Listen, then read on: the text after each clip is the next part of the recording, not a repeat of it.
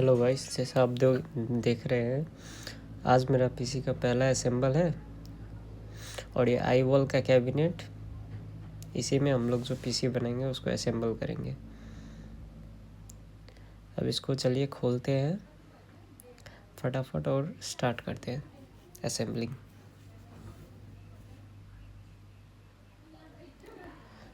और ये कुछ ऐसा है खोलने के बाद। और इसको अब पैकेट से बाहर निकाल लेंगे, कार्टून से, और इसके बाद इसको वहाँ पे रखेंगे जहाँ पे हम लोग असेंबल करेंगे पीसी को। फाइनली ये पैकेजिंग बाहर आ गया है कार्टून से। अब इसका जो फॉर्म वगैरह है वो निकाल देंगे।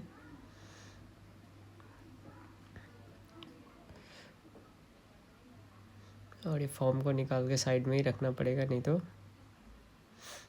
भद्दा दिखेगा पूरा।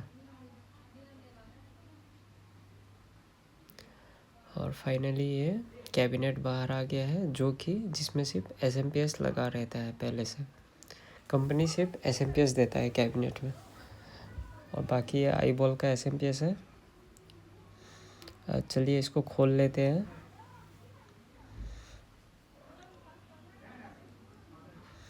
दो ठो नट रहता है।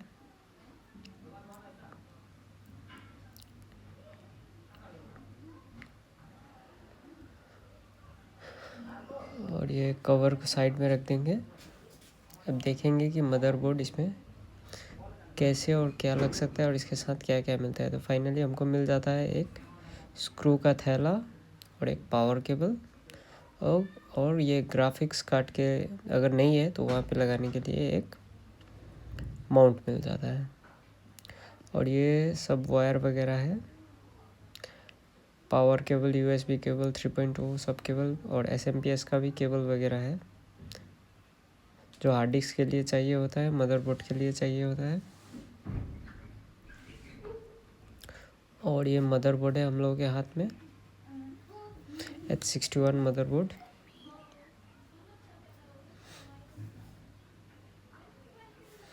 और इसको खोल लेते हैं, जो कि फ्रंटेक का मदरबोर्ड है। और इसमें देखते हैं कि वो साटा केबल वगैरह है और एक डिस्क भी है। और उसके बाद फाइनली ये मदरबोर्ड निकलने वाला है।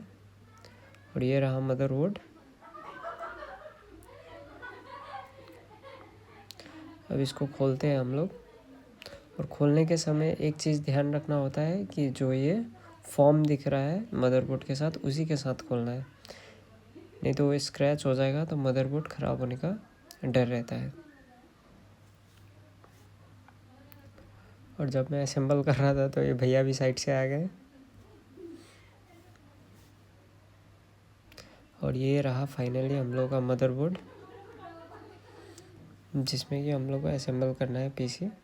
और ऐसे तो रख नहीं सकते, इसलिए उसका कवर के ऊपर रख रहे हैं वो फॉर्म के साथ। ये सीपीयू का जगह है प्रोसेसर का, तो कवर पहले उसका खोलना पड़ता है, उसी जगह पे कंफर्टेबल होता है प्रोसेसर, वहीं पे हम लोग डालेंगे प्रोसेसर। चलिए अब वो कवर भी खुल गया है। अब डाल देते हैं प्रोसेसर, जो कि मैंने पहले से ही खोल के रखा है। और ये प्रोसेसर डालने के बाद इसको कर देंगे बंद। ये लॉक कर देंगे, जो पिन होता है उससे लॉक कर देंगे इसको। इसका भी लॉक होता है प्रोसेसर का, ऐसे करके। और उसके बाद ये पिन को लाके उसमें फंसा देना है, बस वो लॉक हो गया। अब हम लोग निकालेंगे सीपीयू फ़ैन, जो कि इंटेल के तरफ से आता है। अब वो फ़ैन को लेके आता हूँ मैं, उसको लगा के उसके बाद देखते हैं।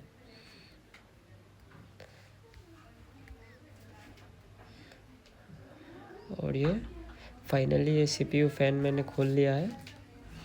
और इसका जो घाट होता है वो अच्छा से टक करके मिलाना पड़ता है, और टक टक करके अंदर डाल देना पड़ता है। उसके बाद ये ठीक कंपेटेबल हो जाता है। और इसका जो कनेक्टर है मदरबोर्ड में उसी साइड को देख के और सीधा से डालना पड़ता है। मेरा जो लेफ़्ट हैंड है उसी तरफ इसका कनेक्टर था, इसीलिए मैंने उसका तार उसी तरफ निकाला है।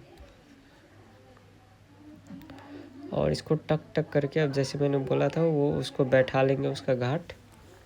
उसके बाद घाट बैठने के बाद रैम को निकालेंगे, उसके बाद रैम इसमें डालेंगे। बाकी ये प्रोसेसर है, ये फ़ैन है, CPU फ़ैन, उसको कनेक्ट कर लेंगे।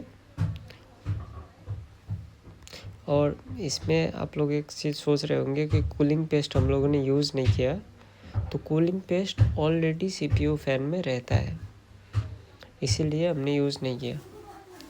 और ये जो कनेक्टर है इसको लगा देंगे हम लोग। ये लग गया। अब हम लोग रैम निकालेंगे। रैम इसमें लगेगा DDR3 8GB का 2 रैम लगेगा। और फाइनली ये रैम मैं खोल रहा हूँ, 2 रैम 8GB का 2 रैम लगेगा इसमें।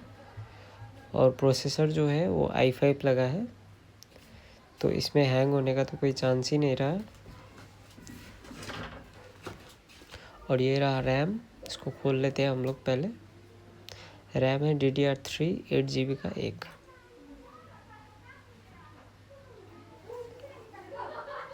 खुल नहीं रहा है, पैकेजिंग थोड़ा टाइट है इसका, कैसे कैसे करके खोल रहा हूँ।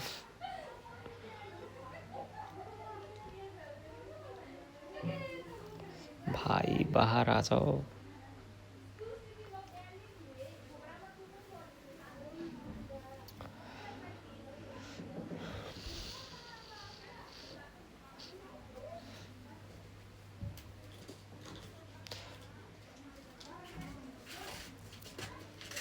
फाइनली कितने मुशक्क़तों के बाद रैम आया है बाहर। दोनों खोलने में बहुत प्रॉब्लम हुआ है मुझे। और अभी दोनों रैम स्लॉट में रैम को डाल देंगे। रैम को डालने में कोई बेसिक कुछ करना नहीं, रैम को उसके ऊपर मिलाइए और उसको रैम को थोड़ा प्रेस कर दीजिए दोनों तरफ से, वो टक से होके वो हो जाएगा प्रेस। दोनों ही रैम को डाल देते हैं हम लोग। और ये रैम को डालने के बाद साफ़ सफाई थोड़ा सा कर लेते हैं। उसके बाद ये मदरबोर्ड को अंदर डालेंगे, एकदम पूरा ही उसको कैबिनेट के अंदर डाल देंगे। उसके बाद फाइनली ये असेंबल्ड ऑलमोस्ट हो जाएगा। और ये मदरबोर्ड को थोड़ा साइड कर देते हैं, कैबिनेट का कवर के ऊपर ही है वैसे ही उसको साइड कर देते हैं। और ये स्क्रूज उसमें लगेगा नहीं लगेगा वो देख लेते हैं। और मदरबोर्ड का जो कवर है आएगा, जिसमें USB वगैरह VGA वगैरह होता है, उसका एक स्टैंड होता है, पहले लगाना कवर, उसके बाद मदरबोर्ड उसमें फिट बैठेगा। और ये फाइनली वो स्टैंड लग गया है। उसके बाद अब मदरबोर्ड को लाते हैं इसके अंदर। मदरबोर्ड को लाने के बाद उसको अंदर डाल देते हैं। पहले उसका घाट मिला लेंगे कि कहाँ से वो सीधा उल्टा क्या रहेगा, नॉट का थ्रेड किधर है वो भी देख लेंगे कि कहाँ पे है। और जो थ्रेड है उसमें मिला के उसके बाद ही स्क्रू टाइट करना है, नहीं तो मदरबोर्ड बिगड़ने का चांसेस रहेगा।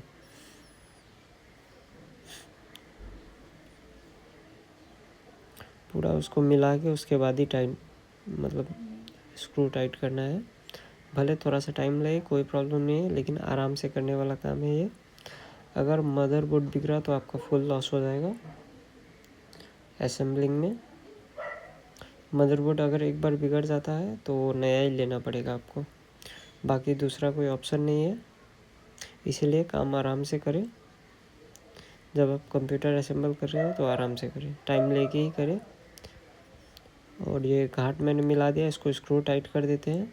4 स्क्रू टोटल टाइट करना है इसका घाट में।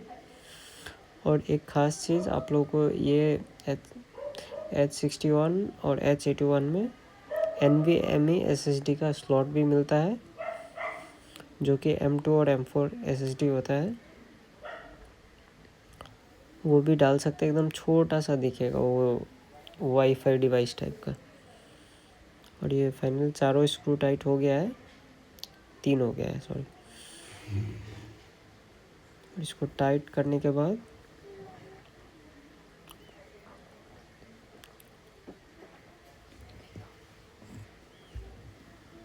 और ये लास्ट वाला स्क्रू भी टाइट कर लेते हैं।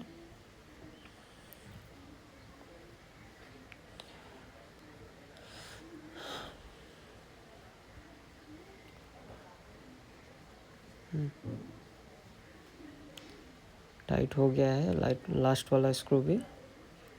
और फाइनली ये ड्रेसिंग भी हो गया है, SSD भी लग गया है, सब कनेक्टर अपने अपने जगह पे लग गए हैं। और आगे अब सॉफ्टवेयर का पार्ट हुआ OS